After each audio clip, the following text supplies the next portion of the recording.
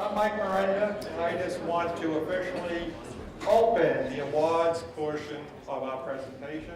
We have 6 presentation finalists today, and we have the EDC Person of the Year recipient. So we'll have those announcements, and all I can do right now is just introduce the Dean of the Paul College of Business Economics, Dean Deborah Merrill Sands, who will welcome you officially and get us rolling. Okay. Thank you, Mike, and welcome everybody to the 27th, I underscore that, the 27th Holloway Prize Innovation to Market Competition. I'm the new dean, in case you didn't know that, and I joined about 6 weeks ago, and as I was interviewing for this position, I heard so much about this competition, and I have to say it has exceeded all of my expectations. This program over the last 27 years has evolved into a much anticipated event here on the university campus and at Paul College. And we think it really celebrates the finest qualities of our university's education. We're proud of the students who have participated in this competition and the previous competitions that led up to this. I think their presentations and the work they've done has demonstrated the value of the UNH education, and one that closely integrates the business community with their academic experience. I want to thank all of our judges for all of your hard work today. I know this is a difficult task, and I want to thank our supporters for the competition. In particular, I want to thank Paul Holloway and Anna Grace Holloway for their enduring support and the vision that they had to establish this prize.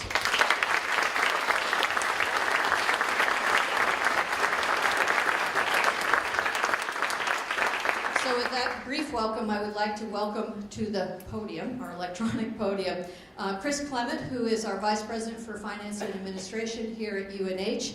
He's been around a little longer time than I have. He joined us in December 2014. He has an extensive background in both private and public sectors. Most recently, he was the Commissioner of Transportation at the state of New Hampshire. We're proud to call him an alum. He got his undergraduate degree in mechanical engineering technology here at UNH, and we only wish he had gotten his MBA here at the Whittemore School or Paul College. With that, Chris, would you like to?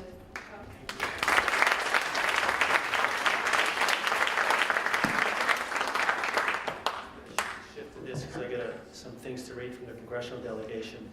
Well, good afternoon, and thank you, and welcome on behalf of the university. Thank you to Paul and Anna Grace. President Huddleston couldn't be here today. He had duties that called him away. I guess one of the points I want to go off script a little bit, that I don't remember as a student here being so intelligent as the students that we saw today. And maybe that's just me, but my gosh, I mean, the quality of the presentations, not only from a technical aspect, but also from a business aspect in terms of the pro formas and the thought that all the students, our students, put into these projects today was just amazing. I'm going to shift now to, we got a couple letters from our congressional delegation that I'm going to read very efficiently, right, Michael? So this first letter is from Jean Shaheen, our U.S. Senator. It says, "Dear friends, I would like to extend my warmest congratulations to each and every one of you of the Holloway Prize Innovation to Market Competitors competition today.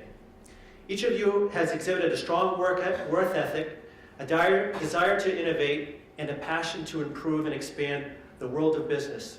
For the past 27 years, student teams within the university system of New Hampshire have been able to develop, promote, and receive valuable insight into their varied business endeavors with the opportunity to be rewarded for their savvy and vision. With projects influenced by many disciplines, it is clear that each year has been an occasion for new growth and experience. Thank you for the invitation to today's events, and I look forward to learning more about the latest innovations from our state's university system. Sincerely, Jean Shaheen, United States Senator." Our next letter is from Ann McLean Custer, Member of Congress. "Dear friends, thank you for the invitation to participate in the 27th Annual Paul J. Holloway Innovation to Market Competition. I am grateful for the opportunity to congratulate all the students for their making it to the final round of this competition. I am inspired by the creativity and ambition of all the finalists. I am always proud to see so many young entrepreneurs hard at work. New Hampshire is counting on you young entrepreneurs like the finalists here today to help lead our economy into the 21st century. Thank you to Peter T. Paul College of Business and Economics for continuing to hold this competition annually, allowing for an outlet of creativity and real-world experience for students. I look forward to watching your continued success in the future. Sincerely, Ann McLean Custer, Member of Congress. Thank you.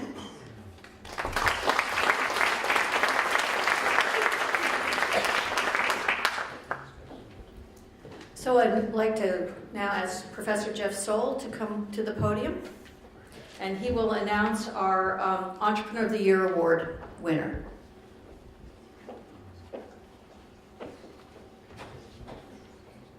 Thank you, Deborah, and thank you, Michael, as always, for a wonderful day. Nice to see everybody here. Just a little bit about the criteria for the Entrepreneur of the Year Award. One of the criteria is to have an understanding and certainly an appreciation of the University of New Hampshire. Well, with Bruce Cerullo, who'll be up here shortly, you can certainly check that box off, and I'll explain why. Being a New Hampshire graduate also helps, and Bruce was that. And then it's usually one or two of the following. So starting a company, Bruce took care of about 3 of those. Supporting new ventures, he was in private equity and did a lot of money with that. Promoting new ventures, I can't tell you the number of times he's spoken to my students about their ideas. Mentoring entrepreneurship, he regularly comes into my classes. And generally enriching entrepreneurship. So certainly I think we have a very worthy award winner this year. Just a little bit of background, because I love being able to embarrass Bruce, because he was a wrestler and he can't beat me up anymore, not up here in front of everybody. So the most recent company he was involved in, this was in 2007. This is Vitalize Consulting Services. This is a venture-backed company. Bruce served as a chairman and CEO. When he got there, it was $25 million in revenue, $2.5 million in profits. By the time he left in 2011, it was $140 million in revenue and $22 million in profits. Not a bad turnaround. Bruce was involved with a lot of staffing companies. One of the leading nurse staffing companies called Travcor. That was in '95 when he managed the buyout of Travcor. He took that company from $1 million to $12 million in profits and $35 million to $115 million in revenues. And lastly, he took another company. It was a merger of Travcor and its competitors to an IPO in 2001. Now, to give you an idea, Bruce is constantly giving back to the university and giving back to us, but he's a big believer in people. And I think not only does he spend a lot of time with our students, but he is having this Friday 75 of his people from Travcor, I believe it is, one of his companies from about 20 years ago, that are coming over to his house for dinner. Not a bad thing to give back to people who certainly helped you on the way up. He is a tireless supporter of entrepreneurship, and we are thrilled to have Bruce this year's recipient of the Entrepreneur of the Year Award.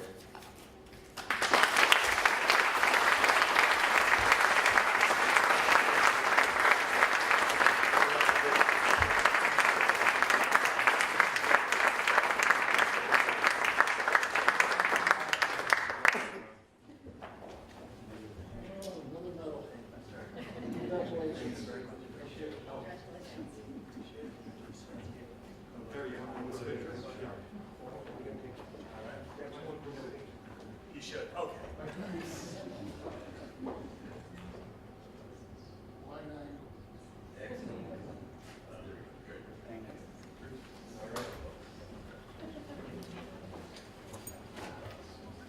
So, thank you very much, Dr. Soul, and I appreciate the award. And candidly, when I learned of it, I was, for once in my life, humbled, and absolutely appreciative of the opportunity.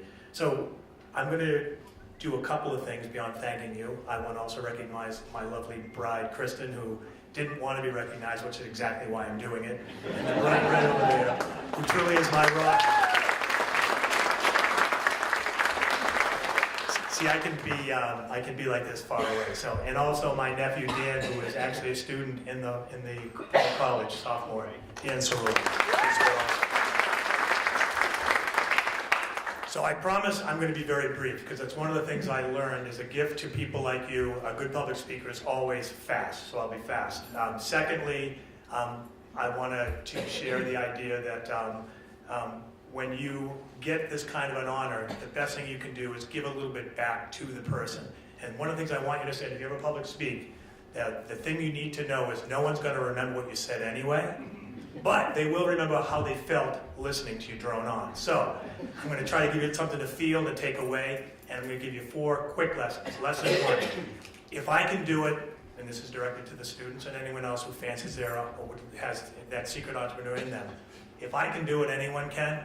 Wakefield, Mass, blue-collar kid, janitor dad, secretary mom, only got into UNH because I was a wrestler and the coach at the time helped me cobble together the kind of financial aid package that made it possible.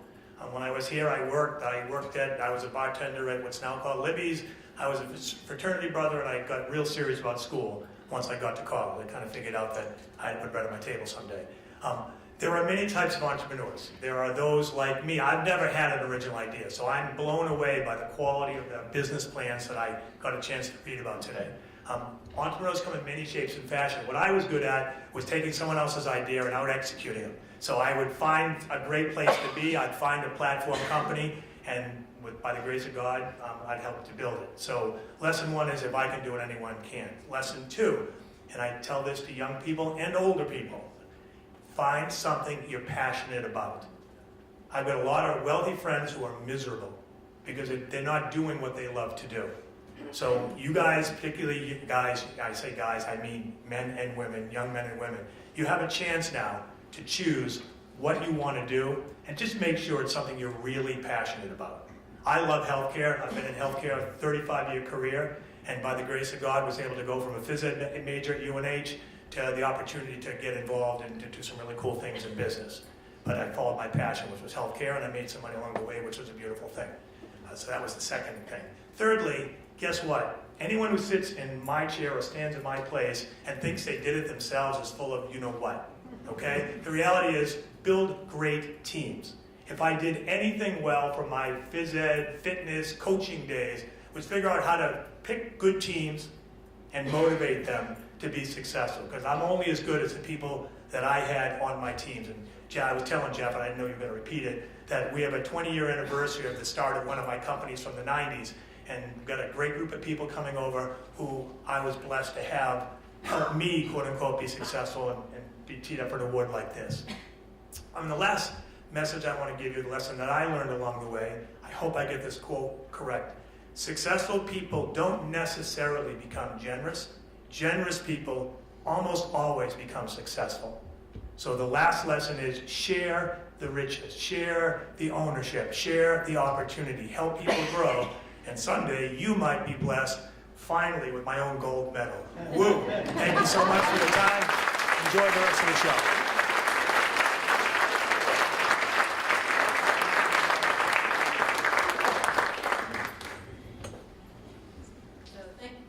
So thank you, Bruce, for that. And now, the moment we've all been waiting for, and I feel a little inauthentic being the new person on the block and getting to announce the results, but I will take that honor and move forward with that. So we're going to begin first with the runner-ups, and we're going to go alphabetically by the teams. And I just want to announce that every competitor in this process will receive a complimentary 6-month subscription to the Wall Street Journal. So that's for everybody across all the teams. The runners-up in the Holloway Prize Innovation to Market competition will receive $1,000 per team. So the first team that I'd like to call up in the runner-up category is Chatter.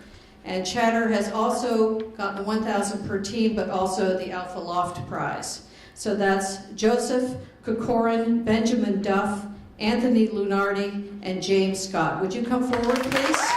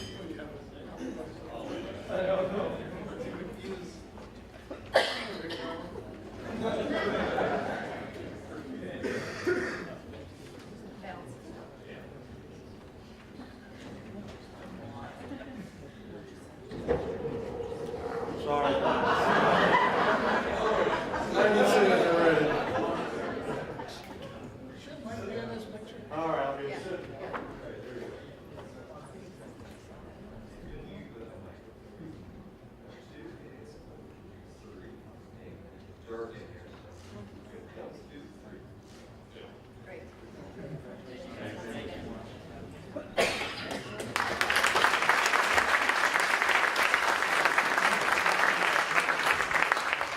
So the second team I'd like to call to the stage is Liquinet with Annette Conchico, Ian Gragman, Michael Gingrich, and David Keeler.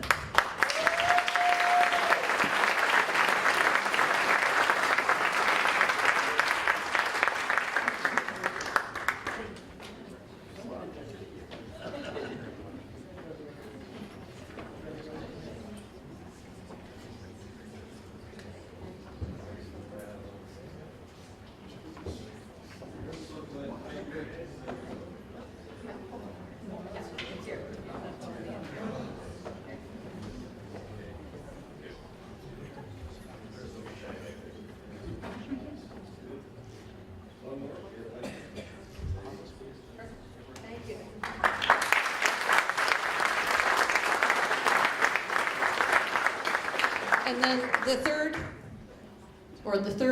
participant I would like to call up is Revolve with Benjamin Menard.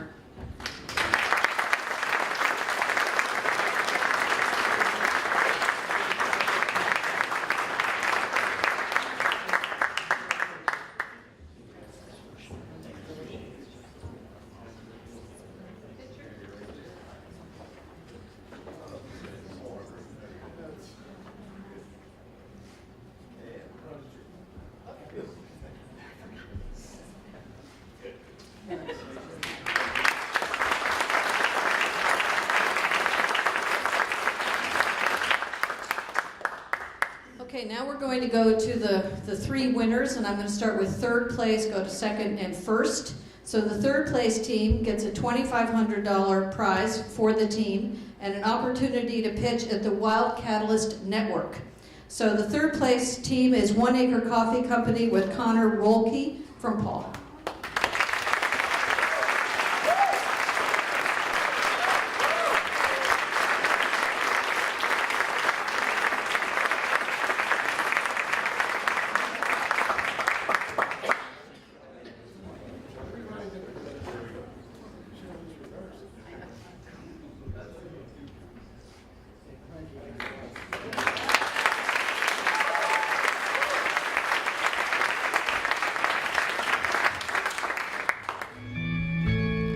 One Acre has created a completely new way to source, roast, brew, and serve coffee.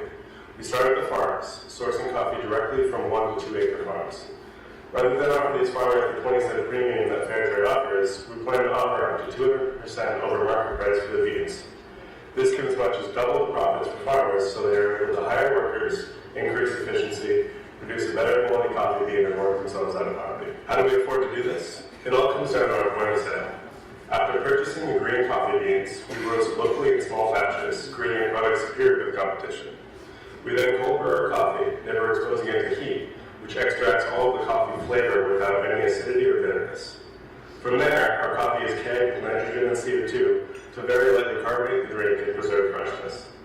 These cold kegs are then delivered to our network of user-operated coffee stations in high-foot traffic areas. At the stations, the coffee is served from stout taps. Much like Guinness, these stout taps push the coffee through a disc filled with tiny holes, knocking all of the carbonation out of the drink.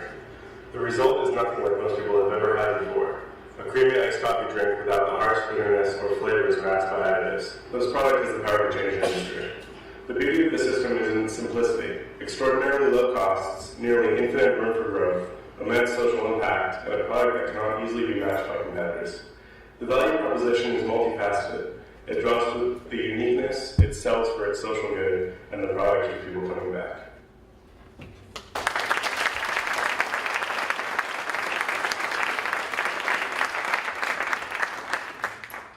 Okay, so for the second place team, it's a $5,000 prize for the team, and again, the opportunity to pitch at the Wild Catalyst Network.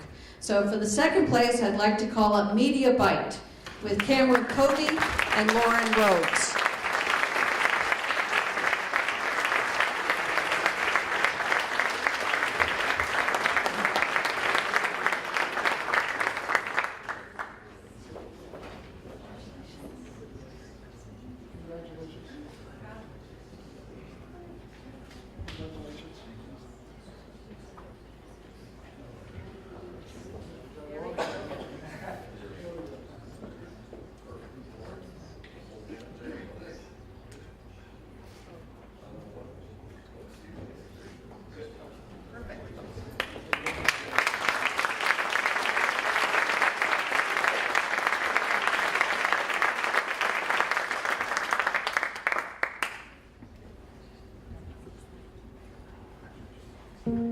Welcome to MediaBite, the first company to provide the conduit for pay-per-article media consumption for end users of digital written media. With so many content providers making the switch to digital platforms, publishers are struggling to effectively monetize their content. Investors such as Warren Buffett have begun to buy media outlets and local papers, citing that publishers should be turning to paywalls to monetize their content online. Over the next 5 years, a majority of the media will be inaccessible to users without paying a subscription. Some publishers opt for a metered paywall, which allows users to read a few articles before deciding to subscribe. Our concept is called MediaBite. The services include the MediaBite website, which allows users to access personalized content and enhanced reader tools. The Bite button will appear on our vendors' sites and provide a convenient way to pay for individual articles for about 30 cents each at the click of a button. Paul Research Center interviewed 2,000 people and found 82% would not use their favorite news site if there was a paywall. MediaBite also provides consulting analytics for news outlets, allowing decision makers to view exactly what content their readers are interested in. MediaBite can shape the future of journalism and change the market for online communications. The best ideas aren't the ones that are created for today, they're the ones that are built for tomorrow.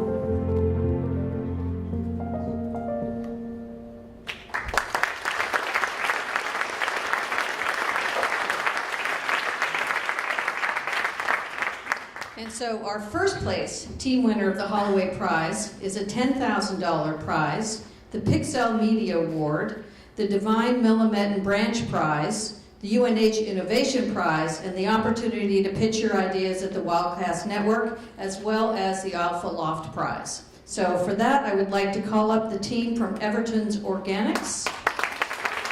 And that's AJ Asbury, Ian Marshall, Everton Parkinson, and Sean Whittier. Congratulations.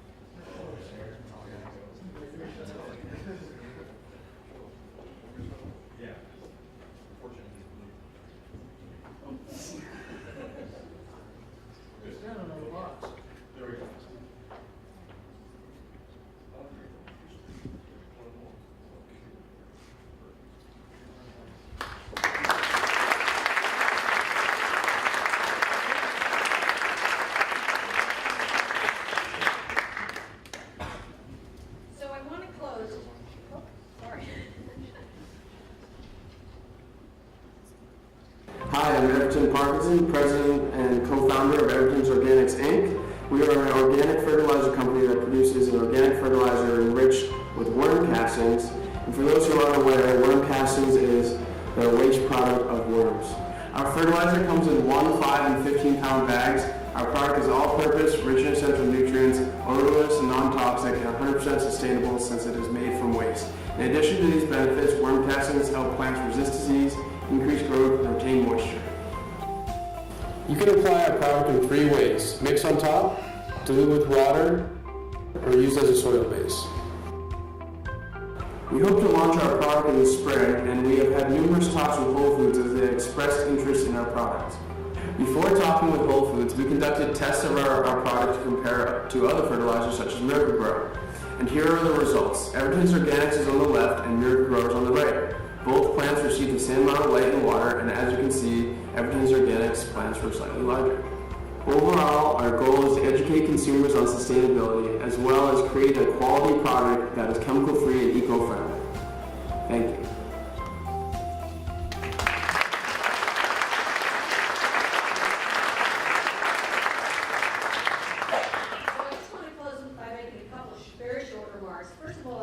Congratulate all of the finalists who participated in the Holloway competition. You stepped up, you competed hard, and you competed effectively. And leading up to today, you went through numerous rounds of competition, feedback, and honing of your ideas. And it was really interesting to see how the presentations evolved from the early competitions to this final one. Your ideas are impressive, they're innovative, and they're varied as the disciplines which you all represent. And I think for those of you, just to take a look at the program, you can see we had participants from all over the university.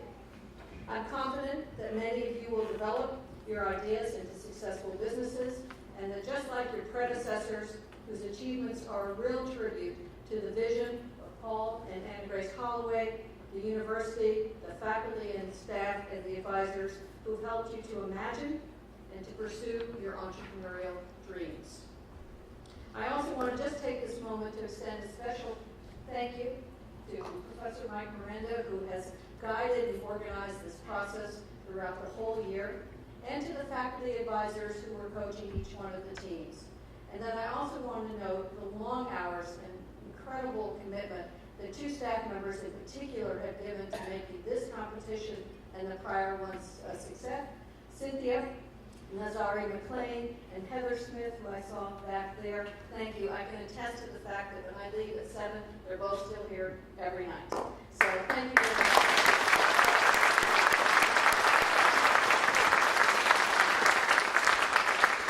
So Paul, you want to make a few comments? Thank you. First, I also would like to add my congratulations to everybody that participated. It takes a lot of courage to put yourself on the line and go out there and be willing to compete. And I want to thank everybody for doing that. I want to thank the judges. I'm glad it was you and not me. I would really... I hate to correct the dean, but she said the vision of Paul and Anna Grace Holloway. This was not my vision, this was my wife's vision. And I want to thank her for everything she's ever done. And she's an amazing woman.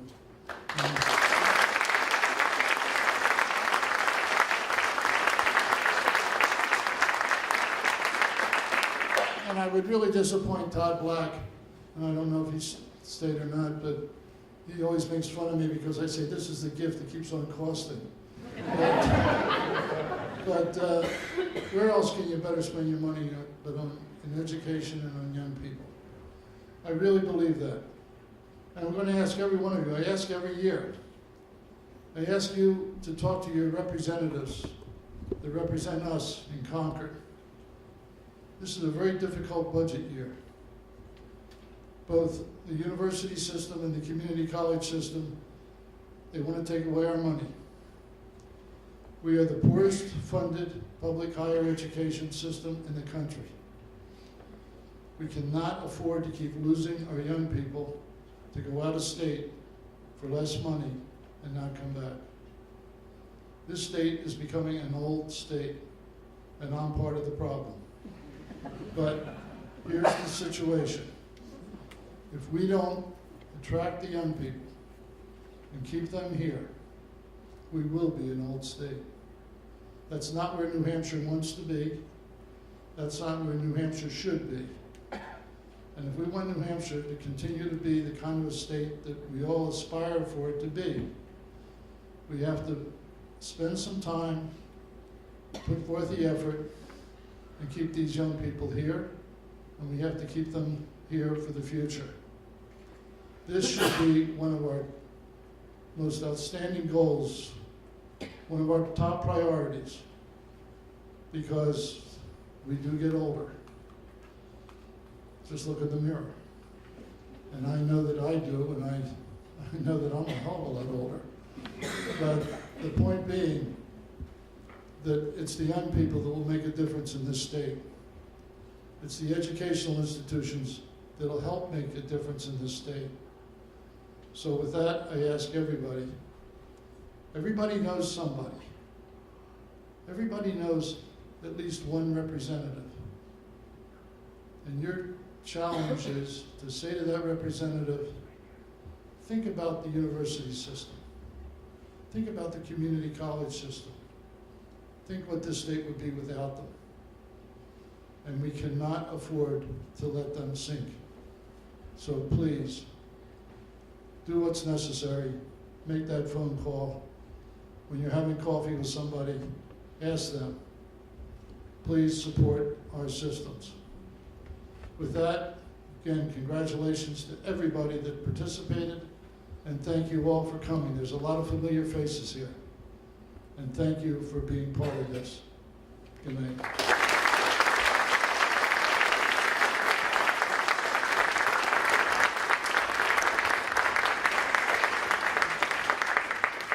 Thanks, Paul.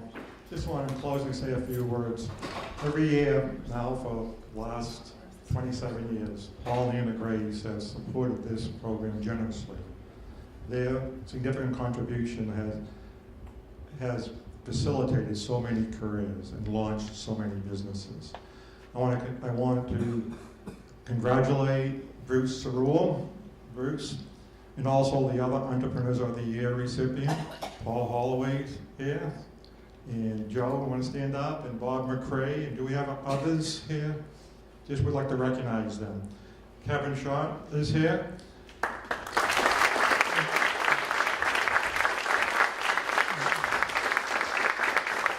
And Paul talked about the students in the state, and it is an old state, but it's a vibrant state. And there's a strong entrepreneurial community here. And when I see the people involved, from the mentors and the leaders and the business people and the venture capitalists and the financial people and launching the business, I feel so comfortable and confident that our future is bright.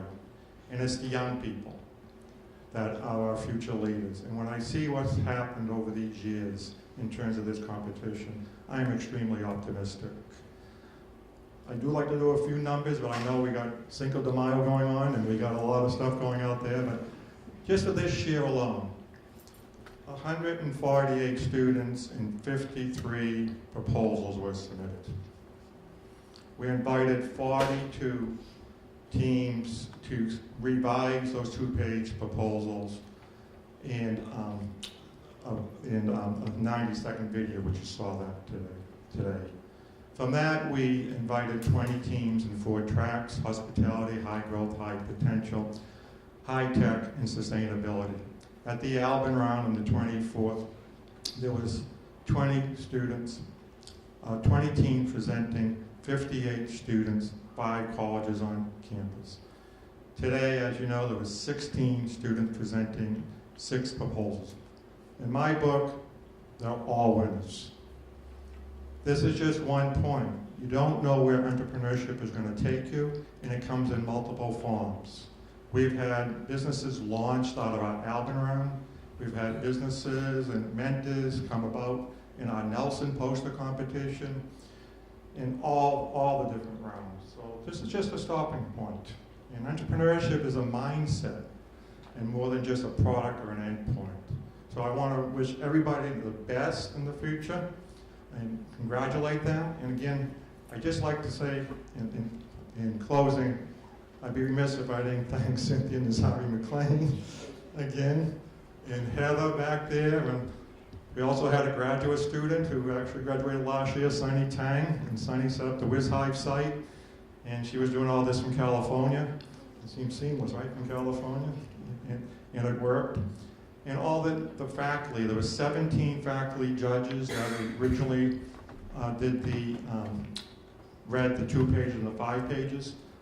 And the judges were taken out of that in terms of giving it to the other judges. We had 12 judges for the Nelson poster competition, 20 judges for the Albin round, and 5 judges today. So those are 36 judges that gave willingly of their time and their expertise. And again, I want to thank today's championship round judges. So with that,